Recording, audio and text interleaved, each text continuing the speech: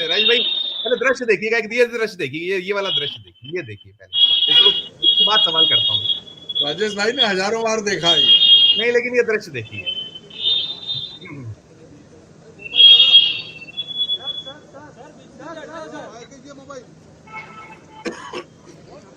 ये देखिए, मेरे को पूछना है क्योंकि क्या है, ये कहीं निकल रहा है कि भाई गैरों पे करम अपनों पे सितम। अब अभी खजाने की बात हो रही है, भारतीय जनता पार्टी के पास खजाना उसका भरा हुआ है, इतना चंदा है, इतना चंदा है।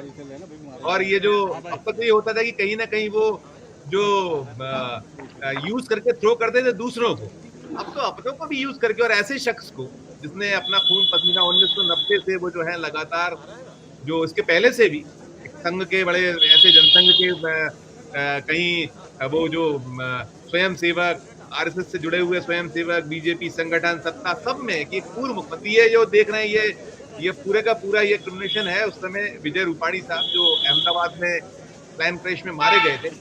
और मैं राजेश भाई के पास चलूंगा, ये तो चलता रहेगा दृश्य। राजेश भाई, ये जो निकल कर आया है बड़ा एक अजीब सा है, विस्मित है लोग। जैसा मैंने कहा है कि पहले तो आप दूसरों को यूज करते थे और फेंक दिया करते थे, आज की तारीख में आप अपनों को भी यूज करके फेंक रहे हो, फिर बाकी ये सब की कहीं खर्चा बदल गया है, क्या हो गया है? प्रतिक्रिया आपकी, ये मसला वही है कि आप जो सारा का सारा आपने किया और किसके लिए किया था, उसमें अमित शाह साहब भी थे, भारतीय जनता पार्टी के बड़े बड़े लीडरान थे जब अंत्येष्टि हुई थी और पूरा एक लंबी एक यात्रा निकली थी और अब बिल थमा दिया गया, उनके परिजनों को उनकी पीड़ा आई है।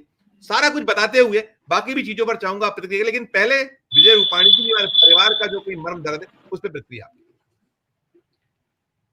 देखिए संजय भाई, जो मामला सामने आया है अभी अभी, भारतीय जनता पार्टी के ध्वज में लपेटकर राष्ट्र ध्वज के साथ में विजय रूपाणी का अंतिम संस्कार भारतीय जनता पार्टी के आयोजन के माध्यम से किया गया था। पूरे रास्ते पर जो है भारतीय जनता पार्टी के बैनर लगे हुए थे, उनके अलग अलग नेताओं के नाम से बैनर लगे हुए थे, भारतीय जनता पार्टी की झंडियां लगी हुई थी। जो भी आयोजन था वो भारतीय जनता पार्टी का किया हुआ आयोजन था। अब स्थिति ये हुई है कि उसमें जो जो लोग थे, वो फुल फ्लावर सप्लाई करने वाला कोई आदमी है या जो है झंडी सप्लाई करने वाला आदमी है, जिनने लोगों ने अपना अपना बिल भारतीय जनता पार्टी को थमाया, उन सारे लोगों को ये बोल दिया गया कि ये भाई जो है ये तो व्यक्तिगत विजय रूपाणी का अंतिम यात्रा का खर्च है, वो पार्टी नहीं दे सकती, आप विजय भाई के परिवार से ये पैसा जो है मांग लो। उसके बाद कुछ व्यापारी, बताया ये जा रहा है कि कुछ व्यापारी जो है उन्होंने कांटेक्ट किया अंजलिबेन रूपाणी का और उनके बेटे का, और 20 लाख रुपए तक का भुगतान जो है वो रूपाणी परिवार कर दिया है। उन्होंने ये मामले को उजागर नहीं किया, लेकिन अकीला नाम के एक सौराष्ट्र का अखबार है जिसने सबसे पहले ये खबर जो है वो ब्रेक की कि भाई भारतीय जनता पार्टी ने विजय भाई रूपाणी के परिवार से उनकी अंतिम यात्रा का खर्च जो है वो व्यापारियों को उनके घर पर भेजकर वसूला है, और रकम अभी जो बताई जा रही है वो 25-30 लाख के आसपास। आज एक भारतीय जनता पार्टी के पुराने कार्यकर्ता ने अंजलिबेन रूपाणी से फोन पर बात की, जिसका ऑडियो जो है वो वायरल हुआ है। अभी जो है मीडिया ने उसकी पुष्टि नहीं की, लेकिन वो अंजलिबेन से जो है वो संवेदना, वो ऑडियो हो या वो आप हमसे शेयर कर सके दीजिएगा, हम चला देंगे उसको, हम चलाएंगे। आप अगर हो संभव हो तो दीजिएगा, अगर अभी चलते में चल गया तो मैं भी कोशिश करूंगा, आप दीजिएगा हमको जी। तो उन्होंने जो है अंजलिबेन से वो संवेदना व्यक्त की कि भाई हमको दुख होता है कि अखिल भारतीय विद्यार्थी परिषद से लेकर अब तक ये सारा जो है अपना जीवन उन्होंने वहां पर दे दिया। उसके बाद में आप तो ठीक है, आपके पास पैसे हैं, आपने पैसे दे दिए, वो बड़ा मुद्दा नहीं है, लेकिन पार्टी ने जिस प्रकार से व्यवहार किया है उससे हम दुखी है। अगर विजय भाई के साथ ये हो सकता है तो भारतीय जनता पार्टी के दूसरे कार्यकर्ता, जो सामान्य कार्यकर्ता है, उसके साथ क्या हो सकता है। और उसके रिप्लाई में अंजलिबेन ये कहती है कि उन्होंने 2 बार जो है अपनी अमेरिका की यात्रा जो है वो पार्टी की वजह से ही जो है वो टाली थी। यानी कि उनका कहने का मतलब यह है कि उनकी जो जीवन समाप्त हुआ वो अगर पार्टी के कार्यक्रम से जो है वो कह देते हैं कि भाई मुझे अमेरिका ज्यादा है, ये कार्यक्रम मैं आकर करूंगा, तो शायद वो बच जाते। ये कहने का उनका भाव होगा। होगा। लेकिन ये पहली बार नहीं हुआ संजीव भाई, ये पहली बार नहीं हुआ। भारतीय जनता पार्टी के गुजरात के अंदर, जिसको जनसंघ के स्थापक कहे जाते हैं, वसंत गजेंद्र गडकर साहब, उनके पत्नी विद्याबेन गजेंद्र गडकर, जिन्होंने भी वसंत भाई के जाने के बाद, उनको कोई बच्चे नहीं थे, उन्होंने पूरा जीवन जो है पहले राष्ट्रीय स्वयं सेविका समिति और उसके बाद में भारतीय जनसंघ और फिर भारतीय जनता पार्टी, वो राष्ट्रीय महिला मोर्चा की अध्यक्ष भी रही, गुजरात की महिला मोर्चा की भी अध्यक्ष रही, पूरा जीवन पार्टी के लिए खपा दिया गया। मोदी काल के वक्त उनकी जो अंतिम जो दिन थे, उसके अंदर उनके साथ क्या व्यवहार किया गया, गुजरात के पुराने सारे लोग जानते हैं। दूसरा एक नाम है नाथालाल जगड़ा, जो अपनी जो है वो ज्वेलर्स की पूरा बिजनेस था, उसको छोड़ के भारतीय जनता पार्टी में आए जनसंघ के वक्त से, और उन्होंने संकल्प यह किया था कि वो कभी चुनाव नहीं लड़ेंगे, संगठन का काम करेंगे। और वो कार्यालय में आए हैं तो उनका जो शव है वो भारतीय जनता पार्टी के कार्यालय से जाएगा, तब तक मैं घर वापस नहीं लौटूंगा।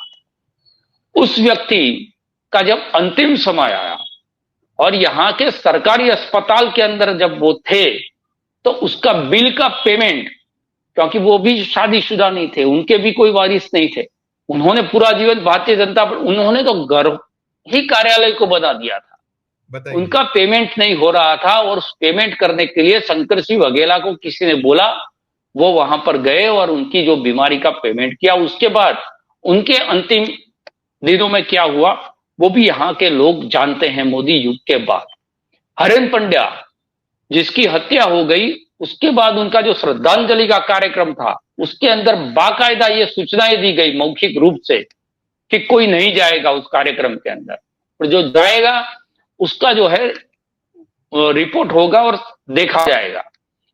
तो ये हरेन पंड्या के अंतिम संस्कार के बाद भी ये सारी चीजें हुई है। देखिए, अटल बिहारी वाजपेयी की अस्थि उनके काम में आ सकते थे। अटल बिहारी वाजपेयी जो है वो उनको मरने के बाद भी उनके वोट दिलाने के लिए काम आ सकते थे, इसलिए उसके अस्थि जो है पूरे देश के अंदर गए। विजय रूपाणी का कम नसीबी ये थी कि उनका जो है वो अस्थि तो गुजरात के अंदर 200, 500, 5000 वोट जो है वो दिलाने के काबिल नहीं लगे इन लोगों को, इसलिए विजय भाई के और उनके परिवार के साथ ये सारी चीजें की गई। और उससे संगठन के लोग, खास करके सौराष्ट्र के लोग, आज जब भारतीय जनता पार्टी के अध्यक्ष CR पाटिल वो राजकोट में थे और पत्रकारों ने पूछा कि ये आपने जो किया है विजय भाई रूपाणी के परिवार से ये पैसा लेने की, तो उन्होंने कहा कि मैं नमोत्सव के कार्यक्रम के लिए आया। नमोत्सव कार्यक्रम 17 सितंबर को हो रहा है, नरेंद्र मोदी के जन्म को जो है उसके ऊपर एक बहुत बड़ा, जिसमें बहुत पैसा खर्च कर रही है भारतीय जनता पार्टी, एक कार्यक्रम हो रहा है। पत्रकारों का कहना यह था कि जब आप मोदी के बर्थडे पर इतना पैसा खर्च कर सकते हो, तो विजय भाई के जो है वो अंतिम यात्रा का खर्चा उसके परिवार से कैसे? तो उन्होंने जवाब दिया, उन्होंने कहा कि अभी मैं जो है वो ये नमस्ते सारी जो चीजें हैं उसका जवाब मैं फिर सोच के दूंगा। तो पार्टी ने मैसेज दिया होगा, पार्टी के प्रमुख है CR पाटिल साहब, और उन्होंने जो है वो जितने भी वेंडर हो उनको बोला होगा कि भाई ये पैसा पार्टी नहीं देगी, और 25-30 लाख रुपया का खर्च जो है वो रूपाणी परिवार से लिया गया। तो ये लोग जो हैं उसी के हैं जो उनके काम के, जो काम के नहीं हैं उनके साथ यही व्यवहार। देखिए, आप अडवाणी के जिंदा होते हुए उसके साथ क्या व्यवहार किया गया, संजय जोशी जिन्होंने नरेंद्र मोदी को बनाया उसके साथ क्या व्यवहार किया गया, हमारे दत्ता जी चिरंदास, प्रवीण तोगड़िया, और फिर उनकी जो बहुत लंबी लिस्ट है, लंबी लिस्ट है। राजेश भाई भी जो कहा अरुण जी ने कि आप अपनी माँ का दूसरी बार तर्पण करने जा रहे हैं, आपके बड़े भाई कर चुके हैं, तो वो कुछ भी कर सकते हैं मुझे लगता है। बस मैं आप एक अंतिम देखिए मैं हमेशा कहता हूं कि माँ की जन्म तिथि आती है, उनकी पुण्यतिथि आती है, तो पिताजी का भी श्राद्ध तो आता होगा। हमने कभी ये इवेंट नहीं देखा हमने कभी नहीं देखा कि अपने पिताजी की तस्वीर के सामने नरेंद्र मोदी नतमस्तक है उनके पुण्यतिथि पर, उन पर जन्मतिथि पर। जिनकी चाय आशीर्वाद की दुकान जरूरत जिनकी होती है तो माता और पिता दोनों की होती है। दूसरी बिल्कुल। चीज, गुजरात के अंदर ये एक धर्म के आधार पर ये रिवाज है कि जो अंतिम संस्कार करता है वही उसकी 10वीं 12वीं 13वीं की जो है वो विधि करता है और वही उसका पिंडदान करता है। एब्सोल्यूट। नरेंद्र भाई यहां से अग्निदाह करके चले गए, उसके बाद उनकी जो ये 10वीं 12वीं 13वीं की जो विधि थी उसके अंदर भी नरेंद्र मोदी शामिल नहीं थे। वो सारा जो है वो पंकज भाई मोदी ने किया और पंकज भाई मोदी ने उनकी वर्षी की एक विधि होती है, उसके बाद में ये समझते हैं कि उनकी आत्मा जो है वो मुक्त हो गई और लोग शोक से भी मुक्त हो जाते हैं, परिवार के लोग। वो जो पिंडदान था वो भी पंकज भाई मोदी ने कर दिया था। अब मोदी जी ये दूसरा पिंडदान, और उससे बड़ी बात मैं बताऊं, पूरे देश से मातृगया की विधि करने के लिए गुजरात के अंदर जो सिद्धपुर है, जिसको गुजरात का काशी बताया जाता है, सारे भारत से लोग जो है वो अपने माँ की मातृगया की विधि के लिए सिद्धपुर में आते हैं। बताइए। नरेंद्र मोदी साहब जो है वो गया में कर रहे हैं। क्यों कर रहे हैं? गुजरात के अंदर चुनाव नहीं है, बिहार के अंदर चुनाव है। तो देखिए इनसे शर्मनाक, इससे जो है वो बिल्कुल निचली स्तर की राजनीति कोई हो नहीं सकती। आप अपनी माता का जिंदा होते हुए भी इस्तेमाल किया, आपने अपनी माता का देहांत होने के बाद भी इस्तेमाल किया, और माता का इस्तेमाल किया तो कोई बात नहीं, आपको पैदा करने के अंदर माता का जितना योगदान है उतना ही पिता का है। आपके संस्कार के अंदर, आपके रगों के अंदर जो खून बहता है उसमें हीराबा का खून बहता है तो दामोदर दास का भी खून बहता है। कभी कभी एक इवेंट जो है वो दामोदर दास मोदी के नाम पर भी कर दीजिए मोदी जी, बस इतनी प्रार्थना है। राजेश सर, आप तो बहुत बहुत निकट से और खूब जानते हैं। आप बार बार कहते हैं कि डर होने लगता है, और राहुल गांधी ने कहा कि नहीं मैंने बहुत निकट से देखा है, डर लगता है, डरते हैं वो, उनसे डरने की आवश्यकता नहीं है। ये जो भय है, डर है, मैंने जैसे भी कहा एक्सप्रेस की जो स्टोरी की बात कर रहा था एक चीज, और दूसरा जो अरुण जी कह रहे थे किसी भी हद तक जाना कि सिर्फ हमारा हम कैसे हित पा जाए उसी में लगे रहना, सब क्या आप मतलब कैसे इसको, और ये क्या, अब ये सारी चीजें तो ओपन, अब वहां क्या है आपके यहाँ गुजरात में इनको लेकर क्या प्रतिक्रिया है? आप कह रहे थे कि शायद झोला उठा के लौटने भी है, तो हमारे तो हम सह लेंगे, लेकिन अब सहने को तैयार है गुजरात, सब पर आपकी प्रतिक्रिया? देखिए, सत्ता जाने का जो डर है, जो ये स्तर की राजनीति क्यों करते हैं? क्योंकि उनको दिक्कत ये है कि अगर सत्ता चली गई तो फिर क्या होगा।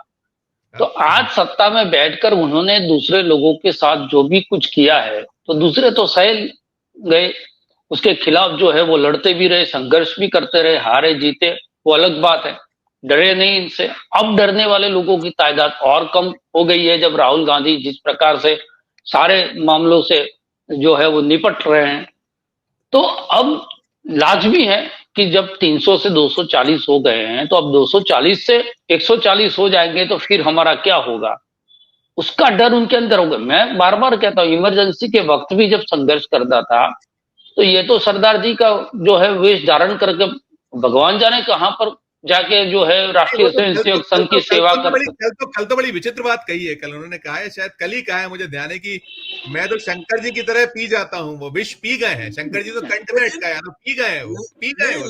लेकिन शंकर जी ने विष पिया नहीं था, पार्वती जी ने उनका गला रोक लिया, कंठ में अटकाए दिए, पी गए, हमने ऐसा कहा, मैं पी जाता हूँ आपके लिए विष। वही कह रहा हूँ, शंकर जी ने तो विष पिया ही नहीं था, उनका तो गले में अटका, इसीलिए उन्हें नीलकंठ कहते हैं। पार्वती जी ने उनका गला रोक लिया था, और अगर शंकर जी विष पी लेते तो ये पूरी सृष्टि का विनाश हो जाता। ये समझिए कि उदाहरण भी देते वक्त उन्हें ये याद नहीं रहता कि कभी वो भगवान का बेटा बताते हैं। राजेश भाई वो सब गलत है, वो धारणा ही गलत है। बिल्कुल, वो कह रहे हैं सरदार बन के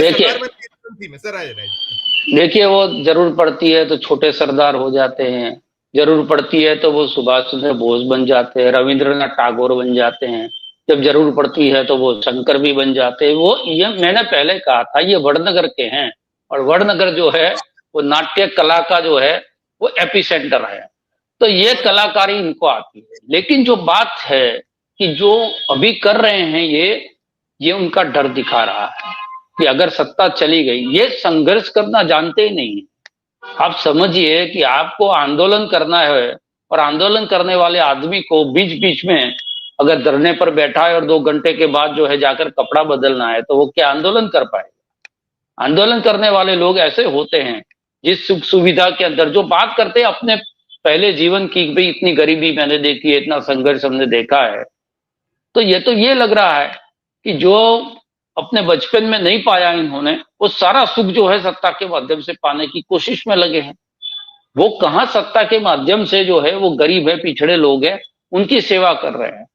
और फिर ये घुसपैठिए वाली जो देखिए चुनाव दर चुनाव, ये घुसपैठिए उनके साथ घूमते हैं। दिल्ली का चुनाव था तो घुसपैठिए दिल्ली में थे, अब बिहार का चुनाव आया तो घुसपैठिए बिहार में है। जब पश्चिम बंगाल चले जाएंगे तो ये घुसपैठियों को लेकर वो पश्चिम बंगाल चले जाएंगे।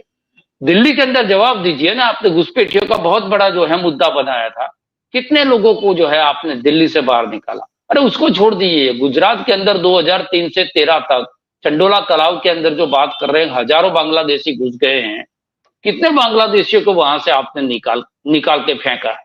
तो ये सारे मुद्दे जो है उनके चुनावी मुद्दे हैं, उनको रोजगार पर बात नहीं करनी है, उनको अर्थनीति पर बात नहीं करनी है, उनको जो है वो कोई संजीदा चर्चा नहीं करनी है। तो फिर ये सारी चीजें आती है हिंदू मुसलमान। और जैसे जैसे चुनाव नजदीक आएंगे, हर चुनाव के वक्त में ये कहता हूं, जैसे चुनाव नजदीक आएंगे आप देखते जाइए, कोई सर्वे की जरूरत नहीं है, उनकी बॉडी लैंग्वेज, उनकी भाषा और उनके बदलते मुद्दे वो आपको बताते जाएंगे कि हर राउंड के अंदर उनकी स्थिति क्या है। मैंने संसदीय चुनाव के वक्त भी ये कहा था कि हर फेज के बाद उनकी जो जुबान है, उनकी जो बॉडी लैंग्वेज है बताएगी कि वो चुनाव में अच्छा कर रहे हैं कि बुरा कर रहे हैं। तो बिहार के अंदर भी यही होगा।